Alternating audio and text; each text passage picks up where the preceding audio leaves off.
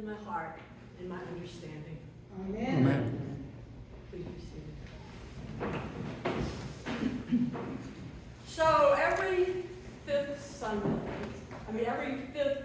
Sunday of Easter, we have the collect that we read today. I call it the way, the truth, the life collect. And even though we don't read the passage of John that those words come from in Cycle C, we do read it in Cycle A, and it certainly makes sense as we look for what that might mean for Jesus to be the way, the truth, and the life today. There are three things that I want us to remember about that, and they come to me when I remember a story that Marcus Borg used to tell. And you read Marcus Borg, well, he was my hero for a long time. He died a few years back. And he used to tell the story, and he just said it happened in a seminary chapel. I sort of think it might have happened at Duke, because I think he was at Duke around that time when that was happening. I don't know. But it was at a seminary chapel, so wherever it was filled with Christian seminary students. And on each morning at daily prayer, one of the professors had the task of preaching the sermon, a short homily. And of course, it sounds like this must have been either an Episcopal or a Lutheran or something like that bunch that were gathered, because we always follow a set schedule for our readings. And so you don't get to just say, hey, I'm going to preach on this and pick it. You kind of get what you get. And then you try to figure out how the Spirit is speaking to you and to the congregation and the world through it. It sort of keeps you honest from just preaching your own agenda. So on that day, there happened to be a visiting professor who was a Hindu. And it was his day to preach. And the passage was that passage from John that includes these words, something like, Jesus says, I am the way, the truth, and the life. No one comes to me but by this way, or by the Father. No one comes to the Father. I forget the exact words. They've been said so many different ways. But the point is that here's this Hindu professor, obviously not a Christian, having to read these words aloud in the gospel as he reads them, and then preach on them. So he stood up, he read the passage, he very clearly read, Jesus says, I am the way, the truth, and the life. He gets through the rest of that passage, and people sit down, wait for him to begin his sermon. He goes back and he reads that verse again. Jesus says, I am the way, the truth, and the life. And then he pauses as he looks out on a very uncomfortable looking group of people who are going, why in the world? What are the chances that this would be the passage when we have a Hindu preacher? He lets it just settle there for a minute. And then he says something like this. He says, I want to tell you today that this passage is absolutely true. Jesus is the way, and the truth, and the life. And that is the way of every religion on this earth. A universal truth. And when Borg told the story, he emphasized the fact that there is a certain way of life, there is a certain truth of life, there is a certain energy to life that doesn't acknowledge denominational marks or even interfaith marks. It is simply a part of the spiritual wisdom that has been passed on from generation to generation. Among Hindus, Muslims, Buddhists, you name it, and I would go far to say even secular humanists to some degree, with certain qualifications probably put on how far spiritually they're willing to go. So there are three things that as we hear this passage to especially remember. And that is that what the Hindu professor teaches us is that the way of shalom, the way of that is mentioned in the way, the truth, and the life, is really very identical to the Jewish and Christian way we call shalom. Salam in Islam. The way is the way of shalom. And I think that's the first thing we need to remember. So I want to visit that today.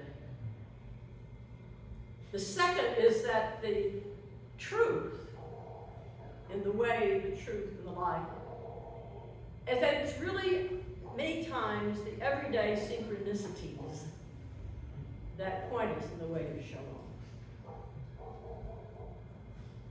And the life in the way, the truth, and life is the foundation of all life, which if you ask any scientist, they will say, well, you tell me, what's the foundation of life? Energy. At the foundation of life is energy. And so the life in the way, the truth, and life is the energy of love. So let's look at those three things as they weave their way in and out of the scriptures we do read today. The way of shalom. The way of shalom, I point you to the passage from the book of Revelation, where it says, "See, I am making all things new." Now, as my brother R.J. Powell likes to say, notice there, it doesn't say I'm making all new things. Not that I'm going to go through and just going to destroy everything that is, and we're going to start with something that you've never seen before, you know, and it's probably going to be off in heaven, and according to some Christians, not here on earth. That's not what this passage says. It says, I am making all things, in other words, all things that we already experience in this world, I am making them new. And the new way is continuous with the way of shalom. That every good Jew believed, and that the very Jewish rabbi Jesus taught. We look at shalom, and I say this all the time, but I don't think I can say it too much. We translate it peace, and then our images immediately go to absence of war. We can only have shalom when there's an absence of war. We can only have shalom when there's an absence of violence. And someday out there will be this, and all these things will be taken away so that we can have shalom.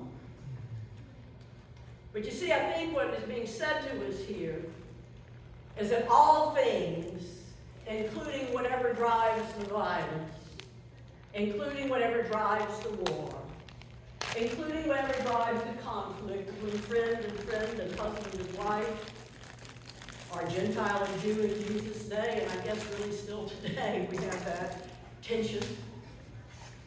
Whatever drives the things that disturb shalom are the very things that God seeks to work with us in all creation to make new every morning. All the things that drive them. And so the way of shalom happens every moment of our lives. Every moment of our lives there is an opportunity to live shalom. And with every incident of shalom that happens, there is more shalom than more. So the way, in the way of truth and life, is the way of shalom. But how do we know in a moment? How do we figure out that maybe we should do this instead of that? Or maybe we should release this old conviction we've had so that we can let the Spirit form something new within us. How do we know? I think when we look at the book of Acts, we see shalom in action trials that come to Peter. And today we would call that a jumble of synchronicities. Synchronicities, meaningful coincidences, incidents that come together and have meaning.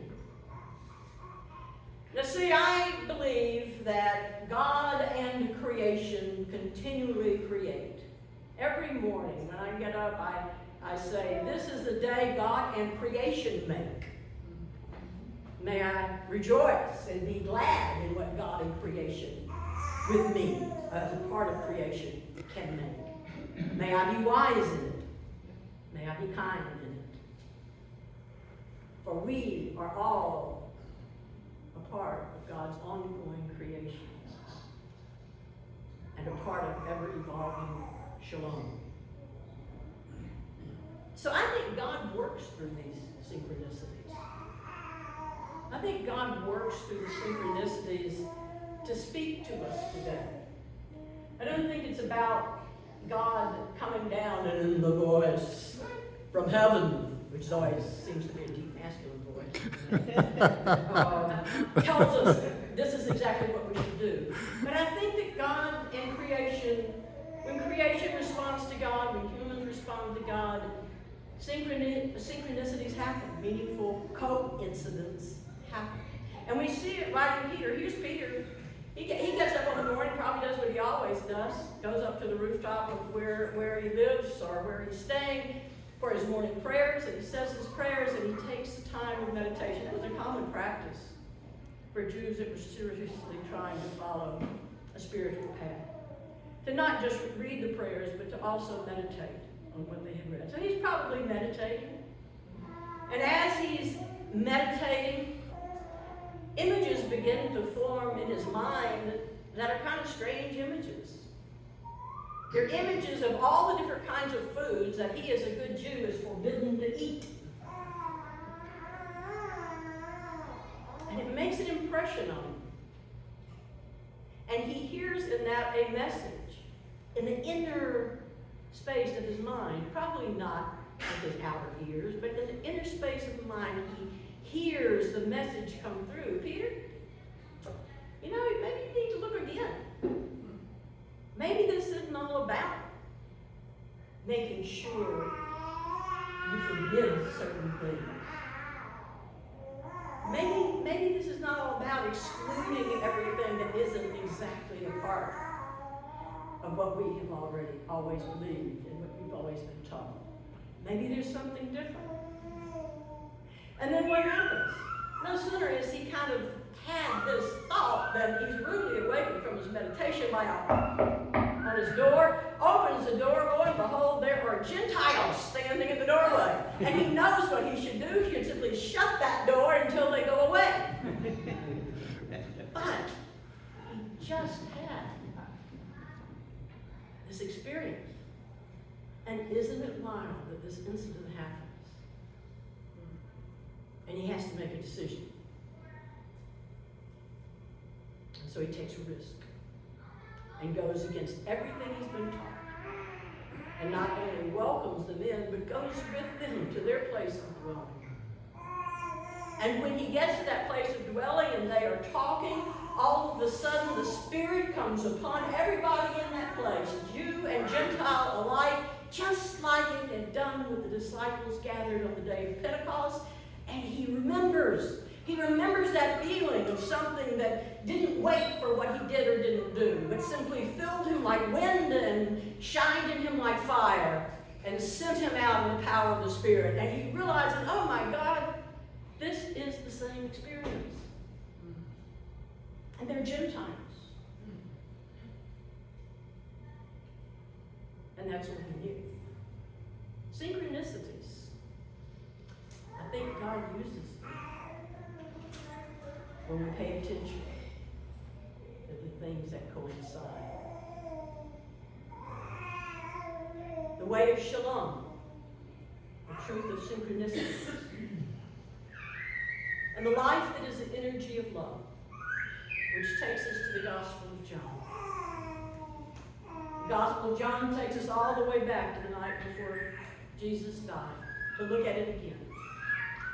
And what we notice there is that with Jesus' hope that his life and his death will mean something because he hasn't died yet, he hasn't resurrected. We hope that all this is not for nothing because he's not stupid. He knows there are wanted posters for him all around. He's figured out he didn't need a bolt from heaven to understand that the synchronicity of a wanted poster and the synchronicity of him being in Jerusalem probably were going to mean something, and it wasn't going to be something good. He knows that. So he knows that what he's telling his disciples in this is something that they need to remember as they go about the work of shalom. And as they either do or do not pay attention to God speaking in their life through synchronicities. He could have done a lot of things. He could have sat them down. They could have developed an incredible mission strategy. Oh, I've been so much part of so many mission strategies in so many churches, either consulting or not consulting, and we do a good job, and we have great things that we write. Jesus doesn't do that, though. Doesn't mean we shouldn't, but we maybe shouldn't put quite as much trust in those. Or we could have developed, he could have said, now here's the strategy, chances are I'm going to die, and I believe that God is promising that somehow that won't be the end of everything. I don't really know how this works, but I trust it. I want you to trust it too. So here's the strategy we're going to do. He could have planned that out. He didn't do that. He tells them one thing. Whoever wrote John says it's the only commandment he ever gave them.